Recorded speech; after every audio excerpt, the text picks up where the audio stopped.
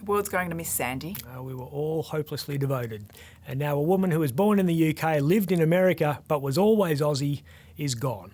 Her first hit was in 1971, a song written by Bob Dylan. If not for you, babe, the night would see me wide awake. 3 years later, she was at Eurovision, got beaten by a then unknown group from Scandinavia. Oh yeah! She collected dozens of music awards throughout the 70s. Then this happened. Sandy?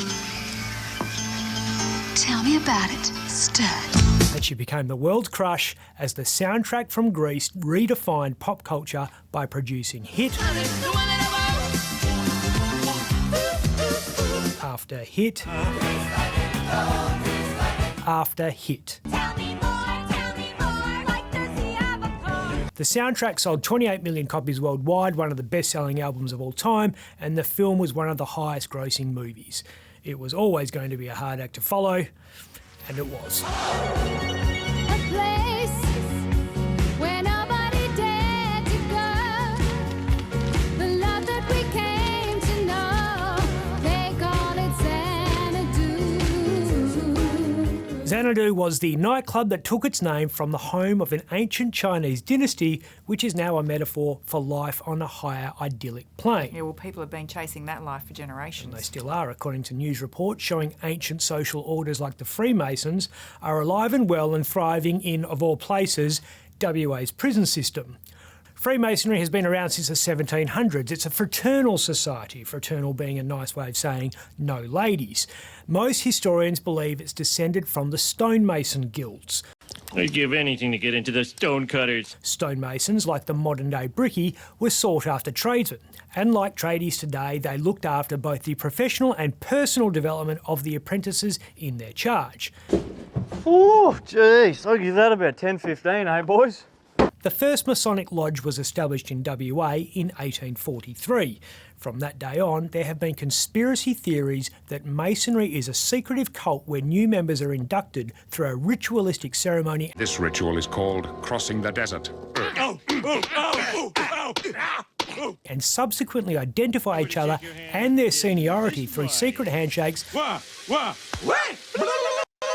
and the subtle display of ancient symbols, which they do. The Freemasons hit the headlines in 2009 when Dan Brown wrote a book called The Lost Symbol, which has just been turned into a TV series. I expect you'll find the sun, a lantern, and a key. Freemasons ruling the free world through the creation of a transgenerational secret circle of leaders who speak to each other in guarded code. So the best way to get something done, if it holds near and dear to you that you like to be able to, anyway. Their seat of power being Washington, D.C., which they designed according to ancient architectural guidelines. The Freemasons have just hit the headlines in WA because some members who work within the local prison system asked some drug dealers and a bikie associate to whittle them a symbol, proving that Perth can make even the most storied tradition a little bit bogan. Our Father who art in heaven, hallowed be thy name. What's the thing they made meant to be? No idea. But it's a subject of controversy because the Prison Officers Union reckon staff shouldn't get prisoners to do personal favours because said prisoner will probably expect and probably receive a personal favour back. Sorry it took so long. The skinny guard's getting to be a real pain in the ass. We're going to have to do something about that, Ben. I took care of him. The department says it's actually all above board. Staff can commission an item to be made by prisoners in industry's workshops as long as they pay for it. What the department didn't note in its statement is the fact the most a prisoner can earn each week is $78. Tradies on the outside earn more than that in an hour. And then some, which makes convicts a cheap source of labour for personal projects. The Minister for Corrective Services says any misconduct should be referred to the Corruption and Crime Commission. So the Minister says misconduct should be reported, but the department says there's no misconduct to report. That's right. And the union is worried about officially reporting anything because they reckon the Corrective Services Professional Standards Division, which will investigate that complaint, is riddled with Freemasons. That's right. Then everything is wrapped up in a neat little package. And now the Liberals want the minister sacked. Peter Collier, that great moral arbiter, says the Premier needs to actually show some moral fortitude and remove Corrective Services Minister Bill Johnson from the role. So tell us about the artisans. Mark Quaid is serving 23 years, that's a record for a drug dealer, after he was busted with 12 kilos of meth. Mark and his brother Fabian were Perth's drug dealers to the stars and counted senior bikies, gangsters and personalities as close friends. Gary White is a Gypsy Joker associate who is serving a long sentence for the 2001 murder of Walpole man Anthony Tapley.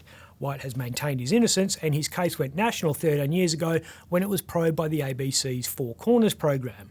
Do you believe the Freemasons conspiracy is true? For a secret organisation, they've got a pretty informative website. They even have their own YouTube channel. They're open about where all their lodges are located, including the Grand Lodge, that's in Subiaco, you might recognise the building. They even explain what the inside of a Grand Lodge looks like. But this transparency isn't going to shake all doubt because the Freemasons do have a weird and culty initiation ceremony. You are asked to stand blindfolded with your left breast exposed and left trouser leg rolled up to the knee. A noose is placed over your head and a sword held to your heart as you pledge allegiance and take an oath of secrecy. Why? Dunno. And the next day these people go to work together. It got weird, didn't it? Yeah. And they do have secret and odd handshakes, so some of us like to watch politicians greet each other for signs of the conspiracy for world domination. How many Masons are there? There were lots, including many well-known sandgropers. In 1981, 27 of 87 MPs from both sides of the WA Parliament were Freemasons. There were almost 23,000 members across the state. And now? Probably less than 5,000. Even if they did want to take over the world, it's safe to say they don't have the manpower. Besides which, they're very busy on their primary objective of raising money for charity. This secretive sausage fest is probably more sausage sizzle. Okay, so you've bagged prison guards, bikies, drug dealers and the Freemasons all in one episode. It's a fitting way to commemorate the first anniversary of this show. Olivia did it for 50 years. Hold on to the end. That's what I intend to do. You reckon I'll make two? Yeah, maybe not. I'm Ben Harvey. For now.